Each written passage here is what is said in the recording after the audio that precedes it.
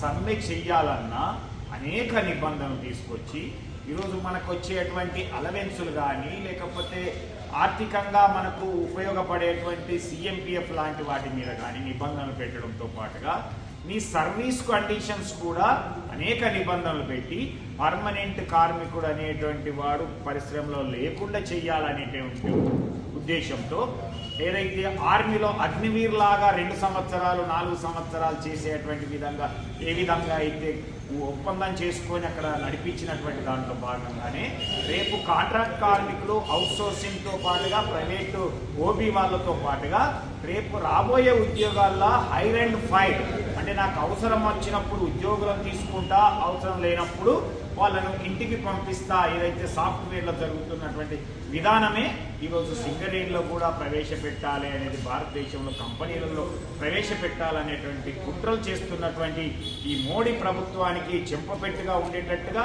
మన ఐక్యతను చాటేటట్టుగా సింగరేణిలో ఉన్నటువంటి జేఏసీగా ఏర్పడినటువంటి సంఘాలు అలాగే తెలంగాణ బొగ్గని కార్మిక సంఘం కూడా జూలై 9న జరిగేటువంటి సమ్మెను ప్రీ షిఫ్ట్ నుంచి మొదలుకొంటే నైట్ షిఫ్ట్ వరకు కూడా ఎక్కడ కూడా ఏ బాయిలో కూడా బొగ్గు పిల్ల రాకుండా చూడాల్సినటువంటి బాధ్యత మనపై ఉన్నది.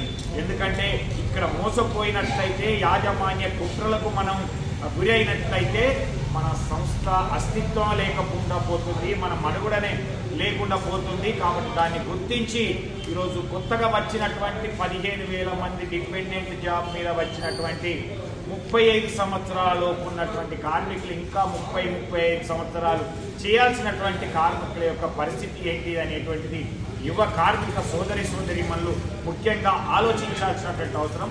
ఈ సంస్థ ఉంటేనే, ఈ సంస్థ మనుగడ ఉంటేనే మనం ఉంటాయి, మన సంఘాలు ఉంటాయి. అప్పుడు మాత్రమే మనం కొట్లాడగలుగుతాం, మన హక్కులు సాధించుకోవచ్చు. అట్లాగే ఆర్థిక ప్రయోజనాలు కానీ సాంఘిక సంక్షేమ కార్యక్రమాలు కానీ విద్య వైద్యం లాంటి సౌకర్యాలను మెరుగుపరచుకోవడంతో పాటుగా వేజ్ బోర్డులను కూడా సాధించుకొని మెరుగైన వేతన విధానాన్ని సాధించుకునేటువంటి అవకాశం ఉంటుంది. కాబట్టి యువ కార్మికులు ముఖ్యంగా ఆలోచించి ఈ యొక్క దేశవ్యాప్త సమ్మెలో మీరు ముందుండి నడిపించాల్సిన ఈ సమ్మెను నడిపించాల్సినటువంటి బాధ్యత ఉండాలి అనేటువంటిది తెలంగాణ బొగ్గని కార్మిక సంఘం విజ్ఞప్తి చేస్తా ఉంది.